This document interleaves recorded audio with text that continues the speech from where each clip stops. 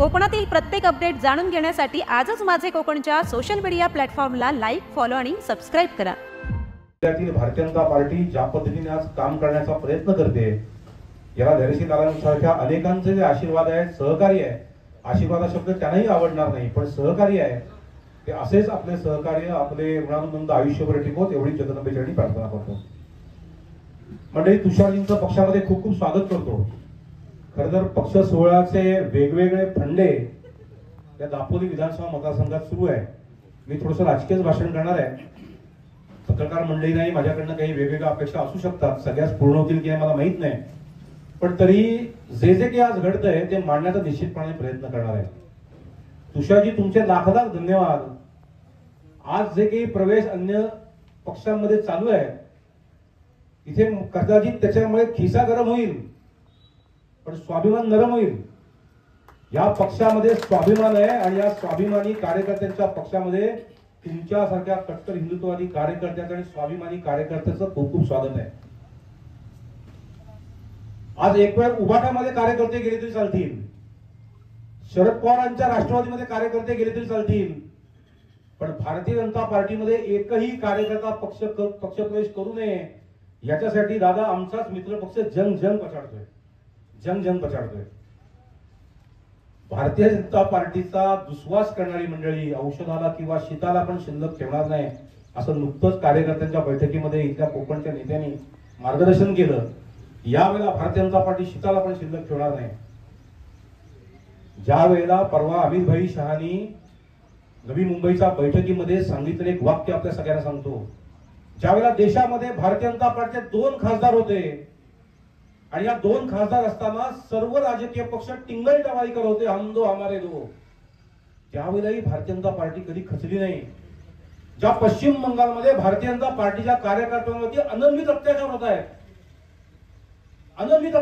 आहेत, तिथलाही भारतीय जनता पार्टीचा कार्यकर्ता कधी लवला नाही, कारण तो स्वाभिमानी आहे.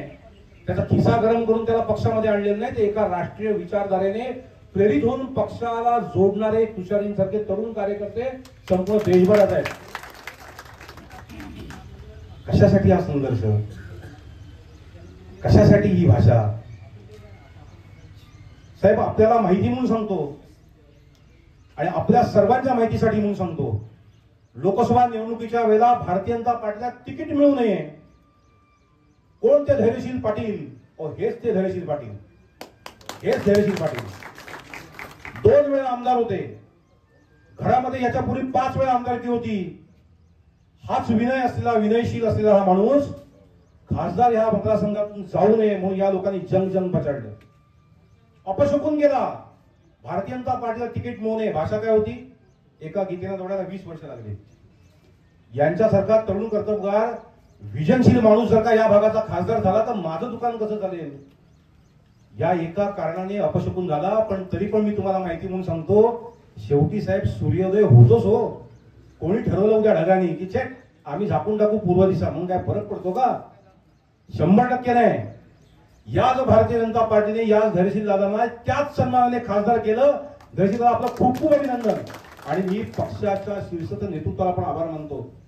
मी देवेंद्रजींचे आभार मानतो. मी आपल्या कोकणचे नेते रवींद्र चव्हाण साहेबांचे आभार मानतो की त्यांनी जो शब्द दिला तो त्यांनी पूर्ण केला आणि तुम्हा आम्हा सर्वांचा सन्मान या निमित्ताने कायम राहिला. म्हणजे सातत्याने अवहेलना केली जाते, सातत्याने. आणि म्हणून एका जाहीर सभेने लोकसभेच्या वेळेला या सगळ्या ज्या वेळेला प्रक्रिया सुरू झाल्या आणि ज्या वेळेला धैर्यशील दादांच्या तिकिटाला अपशकून केला, त्यावेळेला भारतीय जनता पार्टी होती साहेब, ह्या लोकांनी टीका केली. रामदास कदमजी नेते शिवसेनेचे, आणि चहापेक्षा किटली गरम आहे म्हणून अवहेलना भारतीय जनता पार्टीची केली. दापोलीच्या केळसकर नाक्यामध्ये सभा घेऊन त्या चहापेक्षा किटली गरमचं उत्तर आम्ही जाहीर सभेत दिलं. आम्ही नाही आधी वाटेस गेलो, आम्ही नाही आधी शिवसेनेवरती टीका केली, आम्ही नाही रामदास कदमजी यांच्यावरती टीका केली, ना आम्ही योगेशजींवरती टीका केली. पण तुम्ही जर का आमच्या वाटेस गेले आणि भारतीय जनता पार्टीच्या नेतृत्वाचा तुम्ही अपमान केला तर आम्ही तर स्वाभिमानी कार्यकर्ते होतो, आम्ही काय सोडू का? आमच्या नेत्यावरती टीका केलेली, आमच्या नेतृत्वावरती टीका केलेली आणि आमच्या पक्षावर टीका केलेली आम्ही कदापि सहन करणार नाही, कारण ते आम्ही स्वाभिमानी गुण संस्कार या पक्षामध्ये आमच्यावरती झाले. त्यानंतर पुन्हा 3 पत्रकार परिषदा झाल्या, पण या 3ही वेळेला ही मंडळी भारतीय जनता पार्टीच्या विरोधामध्ये गेली आणि त्यांनी सातत्याने जाहीरपणाने आपल्या नेत्यांच्या विरोधात प्रकटीकरण केलं. आणि त्यावेळेला मी शेवटच्या पत्रकार परिषदेमध्ये दादा आवाहन केलं होतं की एकदा आमदार योगेशजींनी पण जाहीर करावं त्यांची भूमिका काय आहे. लोकांना पण कळलं पाहिजे ना, वडील जे बोलतात तेच मुलगा बोलायचं की नाही बोलायचंय, मत त्याला घ्यायचे. गेल्या 8-15 दिवसापूर्वी इथले विद्यमान आमदार योगेशजींनी 2दा प्रेस कॉन्फरन्स घेतली. प्रेस कॉन्फरन्स नाही घेतली, बाईट घेतले. आणि त्याला पहिल्यांदा साक्षात्कार झाला की केदार साठे म्हणजे भारतीय जनता पार्टी नाही. 4.5 वर्ष आमदार झाल्यानंतर त्यांना कळलं की केदार साठे म्हणजे भारतीय जनता पार्टी. साहेब, हे तर मी जन्मापासूनच अनुभवतोय पक्षामध्ये, हा पक्ष कोणाचा एका दुसऱ्याचा नाहीच आहे. पहिल्यांदा आमदारांना कळलं हा पक्ष सर्वसामान्य कार्यकर्त्याचा आहे. आम्ही पण हेच सांगतोय, आम्ही कुठे म्हणतो हा पक्ष माझा आहे म्हणून. माझे कुटुंब, माझी जबाबदारी भारतीय जनता पार्टी संस्कृतीत नाही. आमदार महोदयांनी दुसरं स्टेटमेंट केलं. आमदार महोदयांनी दुसरं स्टेटमेंट केलं. त्यांनी तर आकडेवारी सांगितली. वडील काय म्हणतात, गेल्या वेळेला भारतीय जनता पार्टीच्या एकही कार्यकर्त्याने आम्हाला मतदान केलं नाही. मॅडम गावकर मॅडम असंच बोलतात ना. आमदारांनी सांगितलं 50% जास्त मतं भारतीय जनता पार्टीची मिळाली. आम्ही पण हेच सांगितलं. आम्ही एवढा तुम्हाला विरोध का केला, बरं विरोध काय लपून छपून नाही हो केला, समोरासमोर बसून पण सांगितलं. तुमच्या या चुका होत्या, या गोष्टीमुळे हे विरोधी आम्ही काम केलं. आणि तरीही तुम्हाला 50% लोकांनी मतदान केलं. हे जाहीर सभेमध्ये पत्रकार परिषदेमध्ये आम्ही सांगितलं की तुम्हाला का विरोध आम्ही केला आणि 50% लोकांनी मतदान तुम्हाला केलं.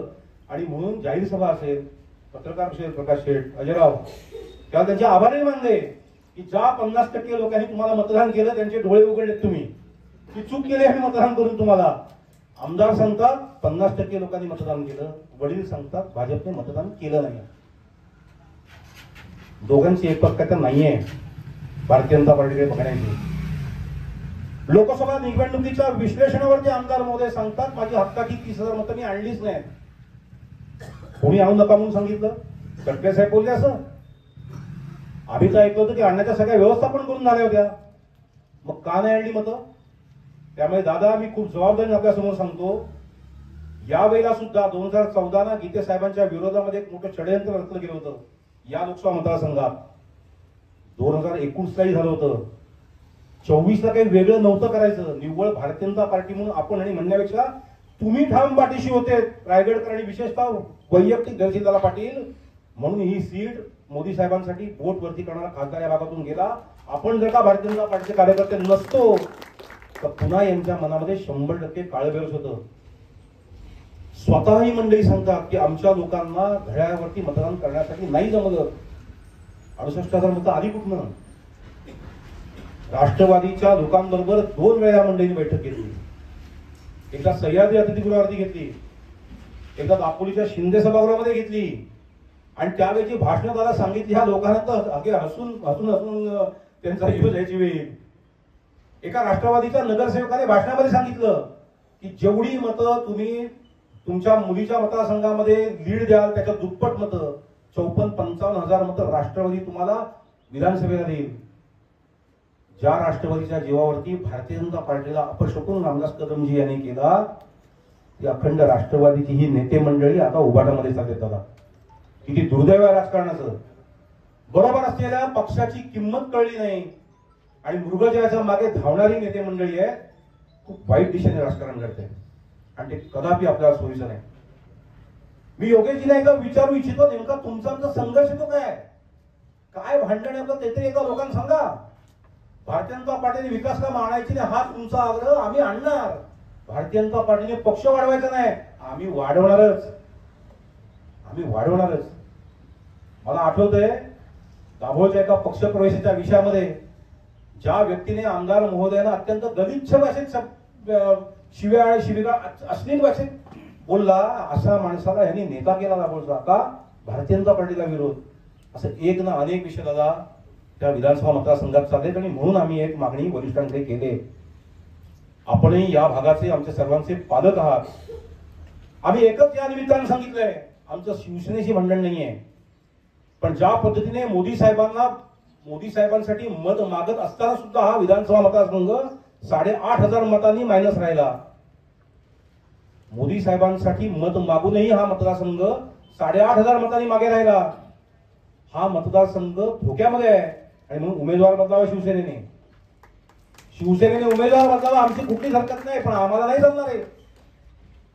कारण या माणसांच्या अनेक चुकीच्या वागण्यामुळे आपल्या महायुतीचं नुकसान होत आहे. दादा, आता खरं तर राजकीय आणखीन काही बोलायच्याच गोष्टी, पण थोडी मर्यादा आहे. पण माझी आपल्याला एक विनंती आहे की लोकसभा निवडणुकीमध्ये जरी तुम्ही आमचे खासदार नसाल झालाल तरी सुद्धा राज्यसभेचे खासदार म्हणून तुम्ही नव्हे आम्हीच खासदार आहोत अशा भावनेने प्रत्येक भारतीय जनता पार्टीचा कार्यकर्ता सुखावला होता. मला आठवतंय ज्या वेळेला स्वतःला तिकीट मिळाल्यानंतर जसे आपण फोन करू ना एकमेकांना, त्या पद्धतीने तुमच्या निवडणुकीच्या तुमच्या उमेदवाराचं जे ट्विट होतं, हे ट्विट आम्ही प्रत्येकाला फोन करून पाठवत होतो, व्हॉट्सअप करत होतो, व्हॉट्सअप कॉल करत होतो. अरे धैर्यशील दादांना खासदारचं तिकीट मिळालं, धैर्यशील दादांना खासदारचं तिकीट मिळालं. एखाद्या कुटुंबातल्या सदस्याला ज्या पद्धतीने तिकीट मिळाल्यानंतर आनंद होईल तो आनंद आमच्या सगळ्यांच्या चेहऱ्यावरती होता. आणि तसेच आम्ही धावत धावत आपला अर्ज भरण्यासाठी पोहोचलो होतो. पण माझी आपल्याला एक 2-3 विषयामध्ये विनंती आहे की हा भाग अनेक मूलभूत सोयीसुविधांपासून वंचित आहे. इथला तरुण आजही 40-40,000 मतं आमच्या इथली बाहेर आहे आणि आमच्या इथले नेते अभिमानाने सांगतात माझी 30,000 मतं मी आणली नाही. आणि हा मोठेपणाचा विषय नाहीये. हा तोटा आपण ह्या कोकणाचा करतोय, आपल्या इकोसिस्टीमचा असलेला तोटा आहे. हा कोकणी माणूस आज मुंबईमध्ये खुशीन जातोय अशातला भाग नाही, पण हाताला काम नाहीये. एकही उद्योगधंदा येत नाही. आलेला उद्योगधंदा आम्ही पिळल्याशिवाय पुढे लोकही सोडतच नाहीये. मी तर आपल्याला सांगतो त्या कोका कोला प्रोजेक्टमध्ये ज्या पद्धतीने आता कमिटमेंट चालण्यात आली आहे, हल्ली खूप गमतीच ऐकायला मिळत आहे. हल्ली शिवसेनेचेच कार्यकर्ते शिवसेनेमध्येच पुन्हा प्रवेश करतात. हा एक नवीन प्रकार बघितला. त्याच पक्षाचे कार्यकर्ते त्याच पक्षात प्रवेश करतात. आज या पुढाऱ्यामार्फत उद्या त्या पुढाऱ्यामार्फत. पण या प्रवेश करता लोकांना आश्वासन काय आहे? कोका कोला कंपनीमध्ये 25 गाड्या तुझ्या मी भाड्याने लावीन. कदाचित जेवढ्या बॉटल तिथे निर्माण होणार आहेत ना तेवढ्या गाड्यांचं आश्वासन जरा घेऊन झालंय. कशी कंपनी जगेल? त्या लोटे MIDC मुळे इथल्या संपूर्ण खाडीवरती 4 तालुक्यांचा भोई समाज जो टोपलीने मच्छी विकत आणायचा पूर्वीच्या काळामध्ये तो प्रचंड आर्थिक अडचणीमध्ये आहे. कारण त्याची बोट नाहीये.